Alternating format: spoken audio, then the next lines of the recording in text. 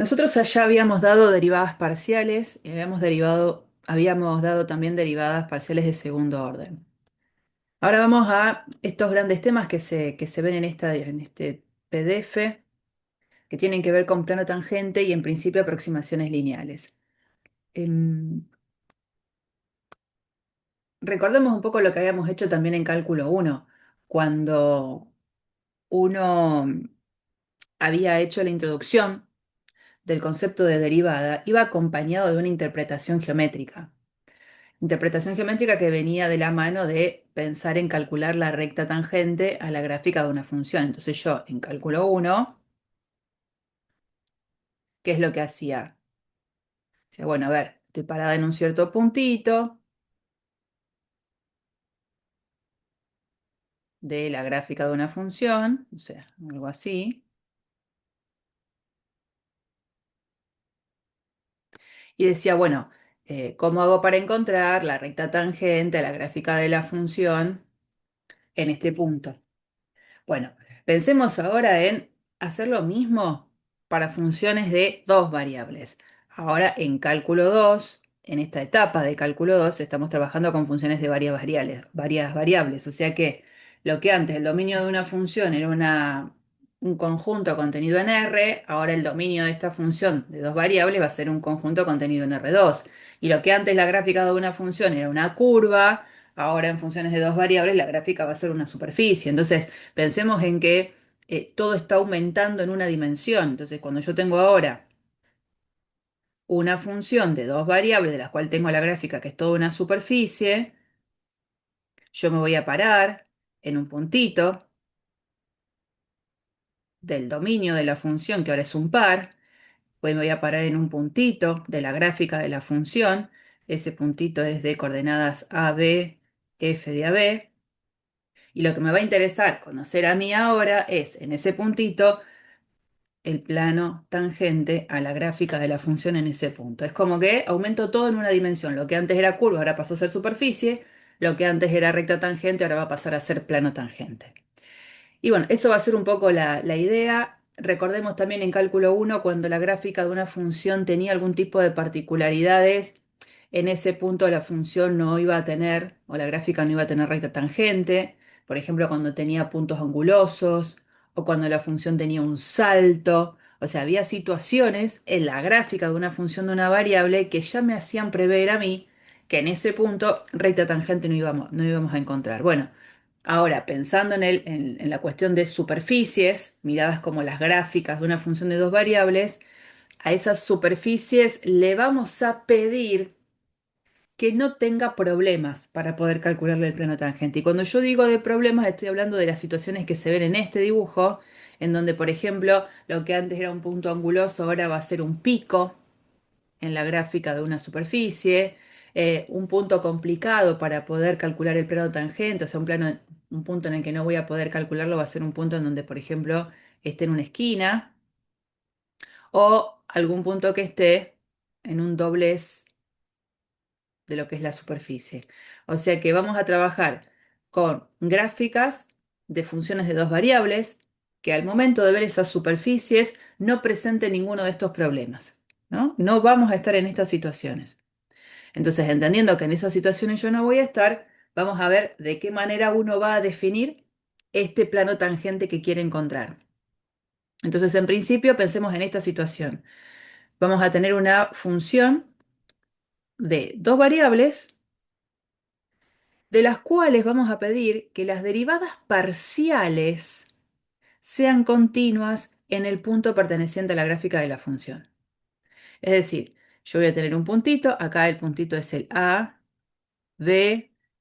A ver, el punto en la gráfica AB es el punto que pertenece al dominio de la función, mientras que el punto A, B, F de AB es el punto que pertenece a lo que sería el conjunto gráfica de la función, que acá lo estamos llamando S. Es decir, que cuando yo estoy hablando acá de una tercera coordenada que se llama C, esa tercera coordenada es la imagen de la función en el par AB. Como el dibujo está hecho en 3D, lo más acertado sería que en vez de poner AB como coordenadas, uno ponga, bueno, AB cero, tercera coordenada cero, porque estamos pensando que el par en realidad está en el plano XY. Pero cuando todo esto lo plasmo en un gráfico 3D, tiene sentido que piense en tres coordenadas y bueno, como tercera coordenada el punto le agregue el cero. Bien, aclarado eso y pensando en las situaciones iniciales, función de dos variables y las derivadas parciales tienen que ser continuas en el punto. Al ser continuas en el punto, nosotros podríamos encontrar, existen las derivadas parciales, podríamos encontrar lo que serían las rectas tangentes a las curvas C1 y C2, curvas que habían sido presentadas en la última clase de teoría. ¿Se acuerdan que cuando yo quería definir, por ejemplo, la derivada parcial de f con respecto a x en un par B, yo lo veía como la derivada de una cierta función g chiquitita en el numerito a? ¿Y quién era esa g chiquitita? Esa g chiquitita era la función en la cual yo consideraba f evaluarla en pares de la forma xb. Entonces esa función g terminaba quedando una función de una variable. Dejaba fija una de las dos variables y hacía variar la otra. Eso era hacerlo la derivada parcial. Entonces en el gráfico yo podía pensar que si yo hacía la gráfica de la función junto con la condición de pararme en valores donde i siempre es b, esta intersección entre dos superficies, una es la superficie gráfica de la función y el otro es un plano de la forma i igual a b, el plano i igual b sería este, de acá, se va para allá, genera una intersección a la que la vamos a llamar la curva C sub 1. ¿Y quién es la curva C sub 1? Esta curva que está acá. Esa es C sub 1. Entonces llamamos T sub 1, T sub 1, esta, a la que sería la recta tangente a la gráfica de la función en ese punto. Y es más, recordemos que tenía esto que ver con una interpretación geométrica de las derivadas parciales. Habíamos demostrado que la pendiente de la recta tangente a esa curva C sub 1 coincidía justamente con la derivada parcial de f respecto a x en el par B. Esto fue todo lo dado en la clase anterior de teoría. Entonces, bueno, de la misma manera, el juego cambiaba cuando yo ahora generaba una función que la llamábamos g mayúscula, que dependía de i, en donde ahora a la función la evaluábamos en pares de la forma a, i. Es decir, esta vez dejábamos a la x fija con un valor constante, que lo llamábamos a, y hacíamos correr la i. Entonces, de esta manera se generaba una curva c sub 2, que era la intersección entre la superficie gráfica de la función, ahora con un plano de la forma x igual a, que sería esta otra curva, esta de acá, y esa curva tiene una recta tangente, que es esta, en ese punto, que llamamos T sub 2. Y una de las cosas que habíamos también dicho era que la pendiente de la recta tangente que llamamos T sub 2 a esa curva C sub 2 tenía, la pendiente era la derivada parcial con respecto a i en el par B. O sea que las derivadas parciales tenían una interpretación geométrica parecida a la que sabíamos que existía para las funciones de una variable. Hecho este recordatorio y posicionándonos mejor en dónde estamos trabajando, ahora insisto, tenemos que definir lo que es un plano tangente. Recordando esa situación y teniendo presente las rectas T1 y T2, lo que vamos a hacer es definir, esto es una definición, al plano tangente, a la gráfica de la función en un punto de su superficie, como aquel plano que contiene a las rectas T1 y T2. Es decir, como que me voy al dibujo de arriba, tomo las rectas T1, T2 y me formo este plano. Bueno, ese plano, que es el que está dibujado acá en amarillo, es el plano tangente. Ahora, perfecto en cuanto a la definición, pero como yo quiero en algún momento identificar cómo encontrar ese plano tangente, yo con los planos sé trabajar a partir de ecuaciones que lo representen. Digo, ¿cómo hago para encontrar una ecuación que represente ese plano? Y yo sé de álgebra y geometría, por ejemplo, que conocer un punto de paso y un vector normal sería suficiente para encontrar a, a este plano. Y la forma en la que lo vamos a buscar va a ser así. Primero, hay algo que ya sabemos que es que este punto P, este punto de coordenadas A, B, C, es un punto de paso del plano buscado. Entonces ahora necesito encontrar un vector normal. Uno diría, bueno, si yo tengo dos vectores que de plano sean paralelos, entre los dos vectores puedo hacer el producto vectorial. ¿Por qué no? Podría encontrar un vector paralelo a T1, un vector paralelo a T2, hacer el producto vectorial y tendríamos el vector normal. Nuestra forma de encontrar el plano o la propuesta que les voy a dar para encontrar ese vector normal va a ser apenitas diferente. Lo que vamos a pensar es en este plano que estoy buscando, del cual ya conozco un punto de paso, insisto, ya lo conozco, lo puedo buscar de una manera particular. De álgebra y geometría, yo sé muy bien que si yo conozco las componentes de un vector normal, no sé, yo en principio ahora las puedo llamar, como estamos muy acostumbrados a escribir a las componentes del vector normal de manera genérica como A, B y C, y acá A, B y C fueron llamados las coordenadas del punto. Para mantener un poco la estética, yo puedo escribir así: A estrella, B estrella y C estrella. Si este es el vector normal, yo al plano, por ejemplo, la puedo estar escribiendo así: primera componente del vector normal por x menos la primera coordenada del punto, más la segunda componente del vector normal por y menos la segunda coordenada del punto, y lo mismo con la tercera. Yo en una ecuación así ya pongo en la mesa todo lo que sé del plano: componentes de un vector normal y coordenadas del punto de paso. Esa era una opción. A veces en la práctica creo que se jugaba con esto de saber las componentes del vector normal, escribir la ecuación general del plano y con el punto de paso despejar el famoso D, el término independiente que quedaba. También. Yo voy a jugar este juego. Ahora, ¿a dónde voy con esto? Este plano que estoy buscando es un plano que no va a ser vertical nunca. O sea, no va a ser proyectante sobre el plano XY. De la única manera que ese plano sea proyectante sobre el plano XY es que alguna de esas dos rectas que yo digo que son las que conforman al plano haya sido vertical, haya sido perpendicular al plano XY. Como eso no va a pasar, porque estas dos rectas tienen una pendiente dada por las derivadas parciales, si yo pensaba en que una curva, me voy a cálculo 1, tenía una recta tangente vertical, era porque en ese punto la derivada tendía a infinito o a menos infinito al momento de hacer el límite del cociente incremental. Y a nivel de límite no existía. Entonces ahí decía, no, no existe la derivada de la función en ese punto. Entonces estoy pensando que yo las condiciones que estoy poniendo es que las derivadas parciales existan y sean continuas. O sea, nunca voy a tener ninguna de estas dos rectas, ni T1 ni T2, que haya sido vertical. Entonces el plano no va a ser nunca vertical respecto al plano XY. O sea, no va a ser nunca proyectante sobre el plano XY.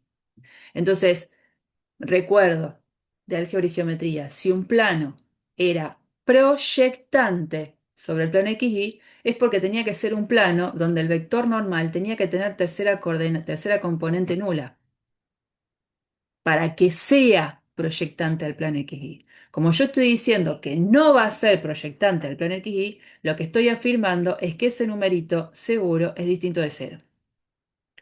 Y si ese número es distinto de cero, me permito jugar con la presentación del plano tratando de, por ejemplo, dividir todo por C estrella. Entonces yo puedo acomodar la ecuación de este plano que digo de esta manera. En principio voy a poner C estrella por Z menos C es igual a, y paso del lado de la derecha todo el resto. O sea, me va a quedar menos A estrella, X menos A, menos B estrella y menos B.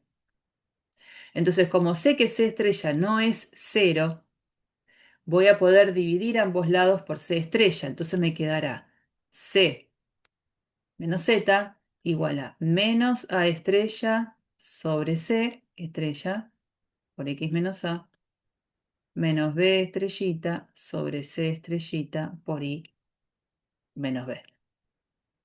Entonces, yo puedo, como es habitual en álgebra y geometría, lo han hecho un montón de veces, y bueno, como esto es una constante, yo ahora la bautizo. Y en vez de llamarla menos A estrella sobre C estrella, la voy a bautizar con el nombre A mayúscula.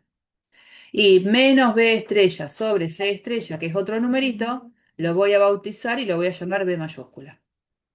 Entonces, cuando antes tenía la situación de buscar el plano de esta manera, donde no tenía idea de quién era A estrella, B estrella y C estrella, eran tres numeritos a encontrar componente del vector normal, paso ahora a buscar una expresión del plano que se escriba de la forma z menos c, z menos c, igual a por x menos a, más b por y menos b, donde ahora las incógnitas son estas dos. Paso de tener una búsqueda de tres componentes del vector normal a, al saber que el plano perpendicular al plano X y no va a ser, paso a buscar solo dos numeritos. O sea, de tres incógnitas pasé a tener dos incógnitas, que es el terreno en el que voy a jugar. Voy a ver de qué manera entonces encuentro estos numeritos. Toda esta explicación la hago porque en el PDF no la van a encontrar, es solamente esto, y quería que supieran de dónde sale que la búsqueda la hago de esa manera, ¿no? El plano dado, que no es vertical, puede escribirse de esta manera, donde obviamente la situación es, bueno, ¿quiénes son ese A mayúscula y B mayúscula? Ahora bien, pensemos en la siguiente situación, para encontrar quién es A mayúscula y B mayúscula. Yo cuando daba una recta en el espacio, en álgebra y geometría, aprendí que existían, bueno, por ejemplo, las ecuaciones paramétricas de una recta. Y podía dar a los puntos de una recta en el espacio. Pero ¿de qué otra manera yo podía dar a una recta en el espacio? En el espacio. Como intersección de dos planos. Sí, señor. Y entonces la idea sería, por ejemplo, la recta T1. Como intersección de qué dos planos seguramente se puede generar.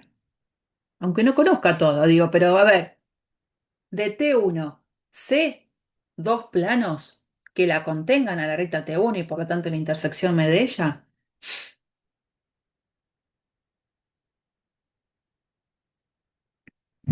El plano tangente. Sí, señor. ¿Y qué otro plano más? Lo hicimos al principio, cuando hacíamos el recordatorio.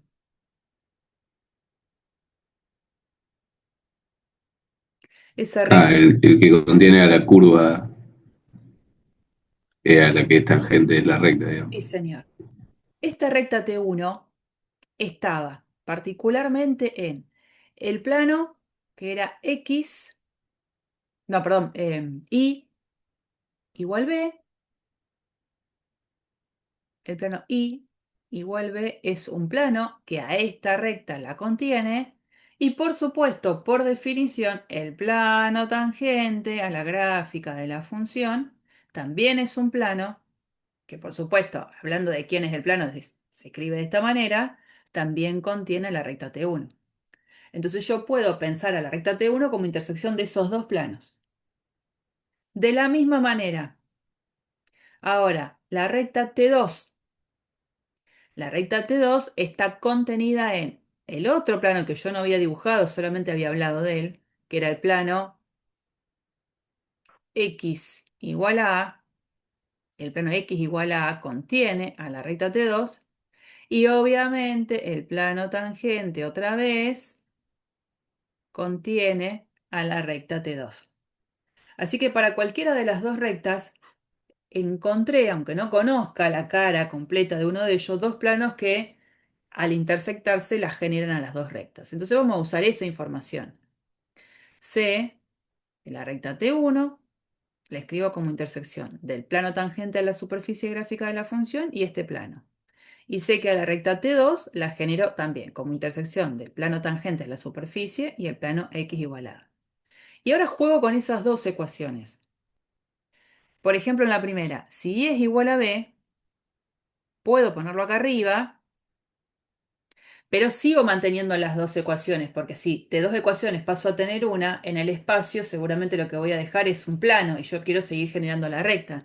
Entonces, pongo en vinculación las dos ecuaciones, no hay problema con eso, pero escribo a las dos. Entonces, al poner y igual b en la ecuación de arriba, esto se va. Y en la otra, cuando yo pongo x igual a A, lo que se va es esta parte. Y entonces queda un sistema que sigue representando la misma recta, pero las ecuaciones veo que al menos son un poco más acotadas en la escritura. Ustedes saben muy bien que una recta en el espacio puede ser generada por intersección de infinitos planos, infinitos pares de planos. Es lo que uno llamaría las de plano, ¿no? Bueno, y entonces estoy en esta situación. Habíamos dicho que la pendiente de la recta T1 coincide con la derivada parcial de la f respecto a x en el para b. Eso lo vimos antes y en el recordatorio del principio de la clase. Eso lo sé. Esto lo sé. Ahora miro esto desde otro lugar. Digo, a ver, acá lo que tengo es, específicamente en el plano y igual b, hay una reducción en cuanto a la mirada de una variable ya quedó fija. Todos los puntos tienen la segunda coordenada que se llama b. En ese plano yo había dicho que tenía la gráfica de la curva que llamábamos E sub 1. Y estoy diciendo que en ese plano, cuando ya me paro ahí, así sería z menos c igual a a por x menos a, la ecuación de su recta tangente. No estoy mirando en que ya estoy parada acá. Y si esta sería la ecuación de la recta tangente, ¿quién sería este numerito a? En esa presentación.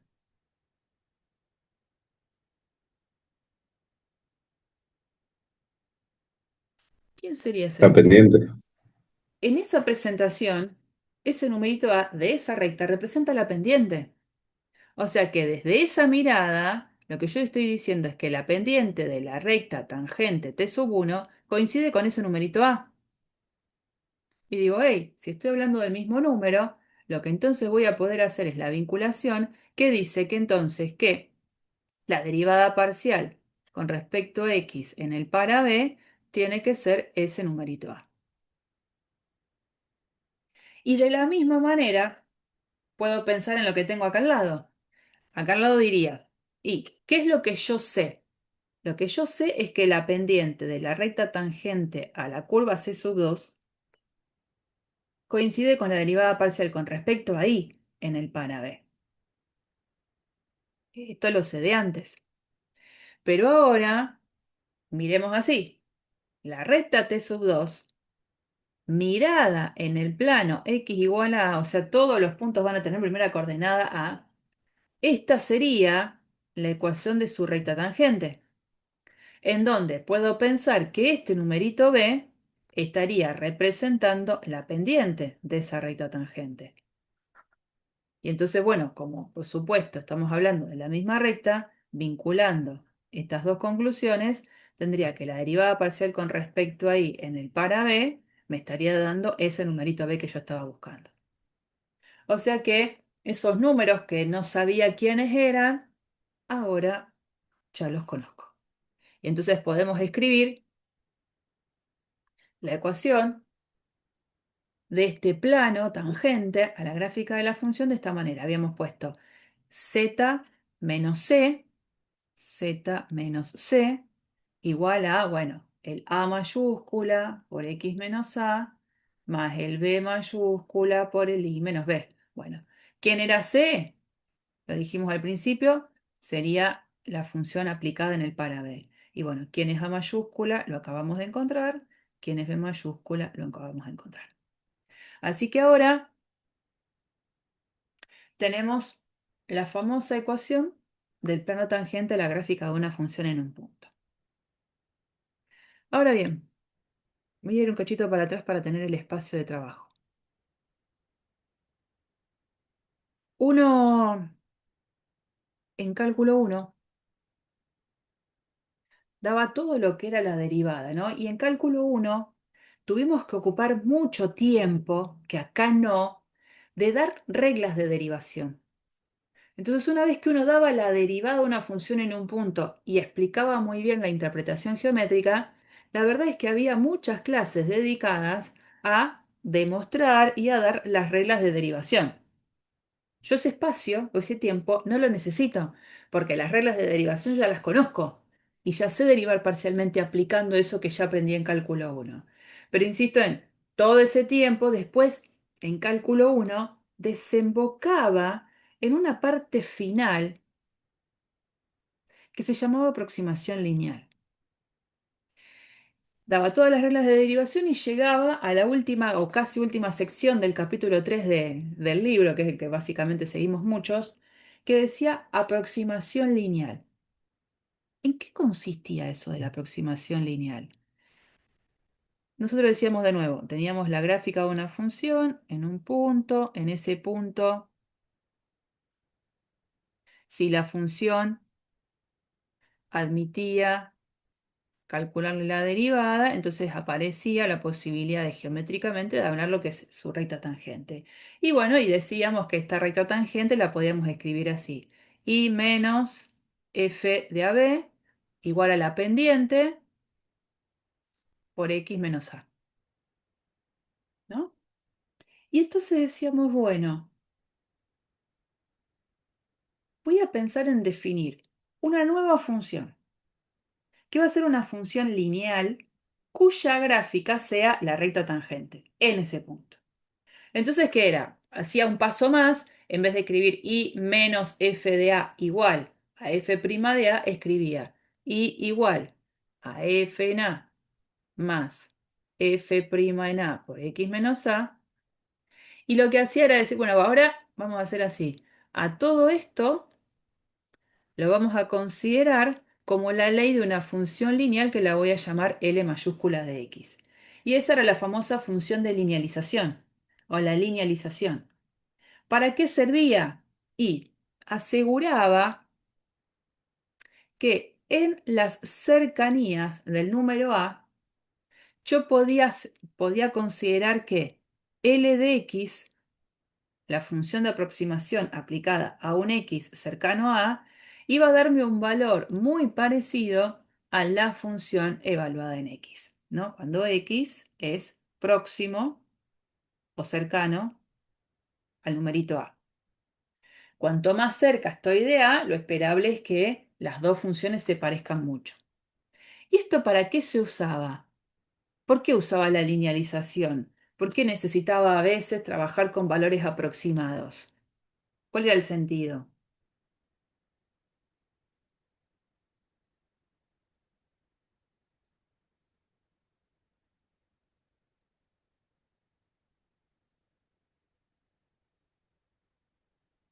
A ver, es cierto que nosotros cuando trabajamos en funciones de cálculo uno nunca trabajamos con funciones tan complicadas. Cuando digo complicadas, digo cantidad de términos, o sea que tengan muchos términos y que cada término esté involucrado con muchas cuentas.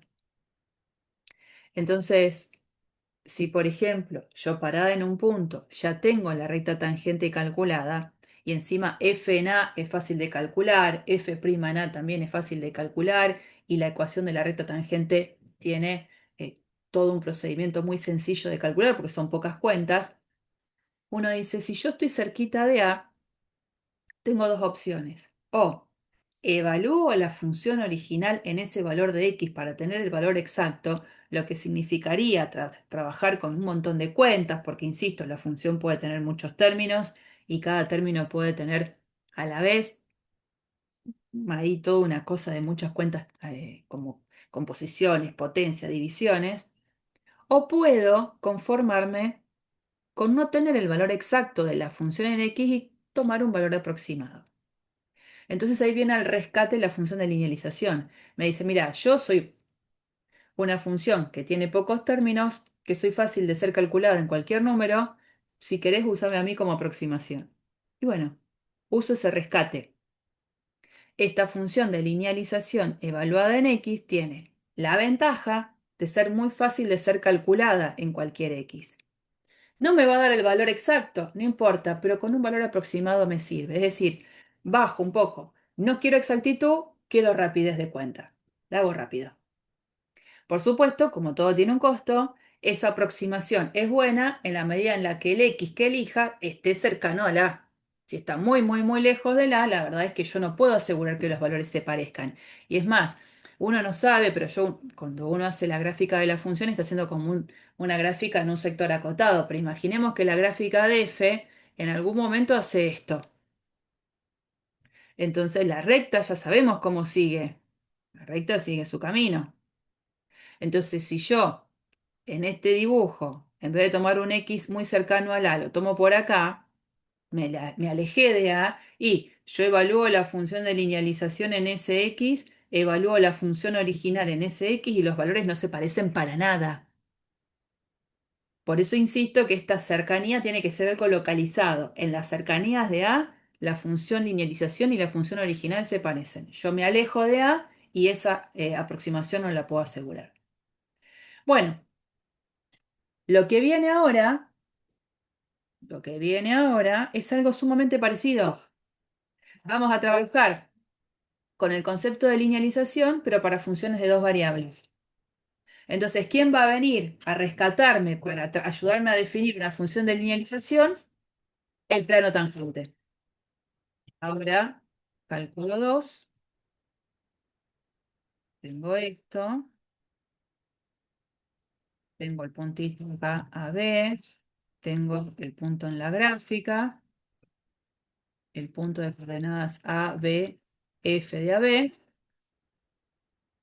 Recién decíamos, pudimos encontrar el plano tangente, y entonces la idea es que el plano lo habíamos escrito así: z menos f de AB igual a la derivada parcial de f respecto a x en el par AB por x menos a, más la derivada parcial con respecto a y en el par AB por y menos b, y estaría como este paso, el que acabo de escribir recién, este sería este paso. Entonces ahora despejo la expresión de z, la escribo así: z igual a f de AB. Lo que ahora tiene es como que es más larga la escritura, pero tampoco tanto. X menos a más la derivada de f respecto a y en el par AB por y menos b. Y lo que voy a hacer es tomar el lado de la derecha y dejarlo como la ley de una función de dos variables, que es una función lineal, porque en variables x e y la expresión que obtengo es una función lineal. Y entonces a esa función la vamos a llamar función de linealización, para una función de dos variables. ¿Y qué es lo esperable? Otra vez como antes, que cuando yo esté cerca de la B, estar cerca de la B es ahora estar en un disquito. ¿Se acuerdan cuando habíamos definido entorno abierto? Estar en un disquito. Antes era estar en un intervalo, ahora pasó a estar en un disquito. Y lo importante sería que cualquier punto, no sé si se va a ver el punto ahí, bueno, cualquier punto que esté en ese disco, un punto de coordenadas x, y, voy a poder asegurar que la función de linealización en el par x, y tiene un valor parecido a la función original en el par x, y.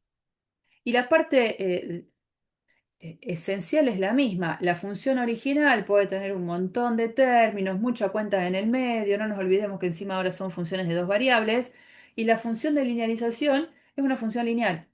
Entonces yo, si quiero buscar lo que la función original vale en el par xy, y puedo gastar tiempo y recursos en querer calcularla con todas las cuentas que se involucra, o puedo bajar la petición de la exactitud y decir, bueno, con un valor aproximado me conformo y gano tiempo, porque la función de linealización es muy fácil de ser calculada en cualquier par. O sea que, bueno, esta sería la situación que viene a acompañarnos ahora, que es la de la linealización de una función de dos variables, que la vamos a ver acá, ¿no? la linealización de una función f de dos variables en un punto donde las derivadas parciales son continuas, así empezamos todas las condiciones para el plano, va a ser una función que tiene esta ley, ¿no? Y lo que se espera es que para puntos que sean cercanos al par B, las dos funciones se parezcan. En cuanto a dibujo, es medio pavote el dibujo, pero lo podemos ver igual. Em, yo tengo cargada la función f de xy es 2x cuadrado más y cuadrado, un paraboloide ahí elíptico. Particularmente me paro en un punto y en ese punto calculo el plano tangente. Entonces, obviamente, en el punto de contacto, en las cercanías del punto de contacto, las dos gráficas se parecen. Es como que yo voy a hacer un zoom y en algún momento es como que no puedo separar las dos gráficas, están muy bien pegaditas. Entonces, si el punto tiene una proyección en el plano XY, piqui piqui, en todo puntito que esté dentro de este disquito, evalúo la función rosa, evalúo la función celeste y las dos se parecen. Pero fíjense que si yo me paro en un par por acá, la función de linealización, que es este plano, la función va a tomar un valor por allá abajo, mientras que la función real toma un valor por acá arriba. O sea, eso es lo que cambia. Otra vez, la aproximación es buena en la medida en que esté cerca del punto. Y una pavada que les quería comentar, que me parece que no se los había dicho la semana pasada, es cuando yo estoy en GeoGebra y quiero calcular la derivada parcial de una función en alguna de las variables. Acá lo que tengo que poner es derivada, no llego a escribir derivada, y esta que dice derivada función y variable, como la función yo ya la tengo cargada, puedo ponerle la función, se llama f, si no pongo la ley de la función. Y acá le pongo la variable con la cual quiero que derive, por ejemplo x. Y ahí encuentro la derivada de la función, la derivada parcial con respecto a x, ¿no? Bueno, no importa el dibujito porque me hace la gráfica, así que evitamos poner el dibujo, yo ya lo había calculado, anda por acá arriba, pero, y de la misma manera si ponen, en lugar de x ponen y, me va a dar la derivada parcial con respecto a y. Sirve también como para corroborar eh, esta cuestión de la cuenta. Y bueno, y este puntito es un puntito que en realidad puede ser cualquiera dentro de la gráfica. Fíjense que al ir corriendo el punto sobre la gráfica, lo que voy a estar viendo es que el plano tangente obviamente va cambiando. Acá está por ahí. Acá está la ecuación del plano tangente completa. Fíjense que voy cambiando el punto y por supuesto va cambiando. ¿Dónde está el puntito? La ecuación del plano, ¿no? Voy más arriba y va cambiando la inclinación del plano. Bueno, eso. Bien, esta placa está dedicada a cálculo uno, pero porque necesito vincular la linealización con el concepto de diferenciabilidad.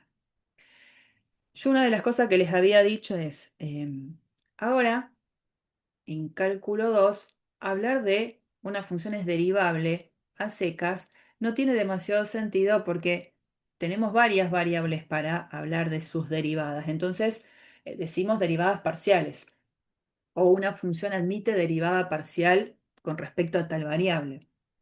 Pero no hablamos de una función derivable solo.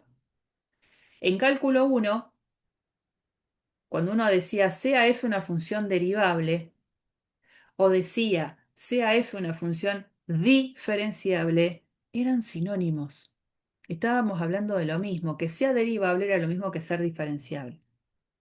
Yo ahora digo, en cálculo 2, me encantaría saber qué significará ser una función diferenciable, ya que digo, bueno, derivable no, diferenciable. Entonces, lo que vamos a hacer es mirar un poco más allá. ¿Qué significa en cálculo uno decir que una función sea derivable y diferenciable? Que es lo mismo, ¿no? Eh, Como para en ese ver más allá, sacarle la esencia a eso y después tratar de replicarla en una definición de diferenciabilidad para una función de dos variables. Entonces, bueno, a ver, ahora vuelvo para atrás, como en una serie cuando vuelven 10 años, bueno, voy a volver un año, un cuatrimestre, nada. Y vamos a analizar un poquito qué significa que una función de una variable sea diferenciable. Insisto, decir que es diferenciable para una función de una variable era decir lo mismo que existía el límite del cociente incremental, que existía la derivada. Y ese límite del cociente incremental lo podíamos escribir, ¿se acuerdan de dos maneras? La clásica es con el h tendiendo a cero, pero si no existía la otra alternativa, que también venía bien, que era esta. Si f es diferenciable, entonces en x igual a a, si f es diferenciable en x igual a a, podemos decir que la derivada en a se puede calcular a partir de este límite de cociente incremental. Límite cuando x tiende a de f de x menos f de a sobre x menos a. Y acá vamos a poner un poco de arte. ¿Por dónde viene el lado artístico? Primero y principal, esto es un número. Cuando el a está fijo, f' en a es un número. Y ese número, por ejemplo, yo lo podría ver de miles de maneras para disfrazarlo. Si lo quiero disfrazar como el cálculo de un límite, podría, por ejemplo, reemplazarlo como el límite.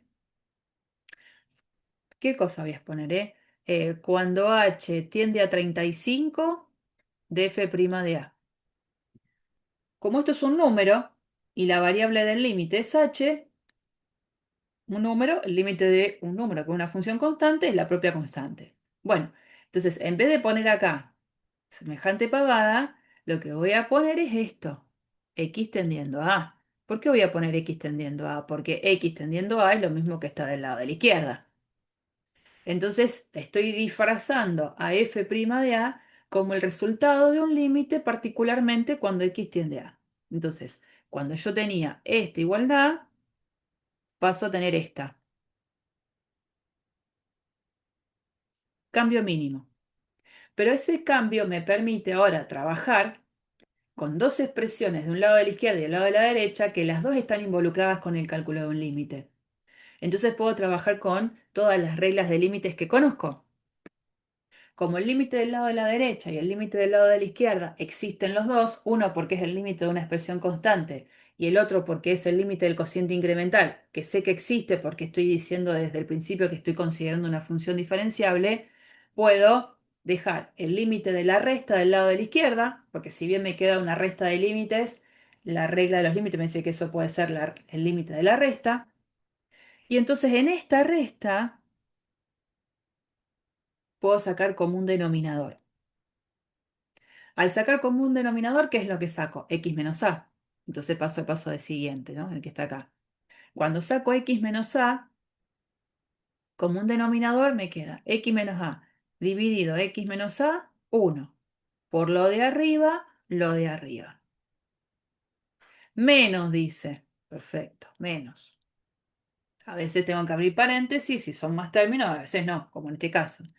Hago X menos A dividido 1, X menos A, por lo de arriba me queda esto. Y entonces digo, a ver, acá hay un menos. Y acá también hay un menos. Y si saco el menos factor común de estos dos términos, voy al paso sí. Ah, y todo quedó igualado a cero, ¿no? Porque como dejé todo del lado de la izquierda, todo quedó igualado a cero. Cuando entonces saco ese menos uno factor común de los dos términos, me encuentro con esta escritura, donde me doy cuenta que lo que ha quedado adentro del paréntesis por haber sacado el menos adelante, termina siendo la expresión de la función de linealización. Y entonces me encuentro con esto.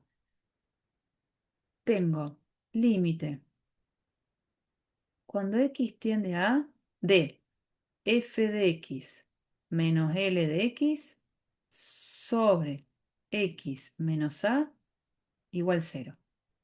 Y todo esto vino de implicancias de considerar que venía teniendo f diferenciable en A, implicó varias cosas en el camino hasta que la última parte del camino desembocó en eso. Entonces, leo ese último resultado de otra manera. Me está diciendo que si la función es diferenciable, cuando hago el límite, cuando x tiende a de este cociente, eso es cero. Y yo digo, si a mí no me dicen que esto es cero, o sea, esta información yo no la tengo, lo primero que vería es que cuando x tiende a, el numerador tiende a cero y el denominador tiende a cero. O sea, sin saber el resultado final diría, ay, ahí tengo una indeterminación. Y cuando uno tiene una indeterminación, obviamente no sabe lo que sucede. El hecho es que saber que es diferenciable hace que yo sepa que ese límite, que en principio parece ser indeterminado, termina siendo cero el resultado. ¿Eso cómo lo interpreto? Si bien numerador y denominador tienden a cero los dos, el que termina ganando en la tendencia, mucho más fuerte a cero, es el numerador,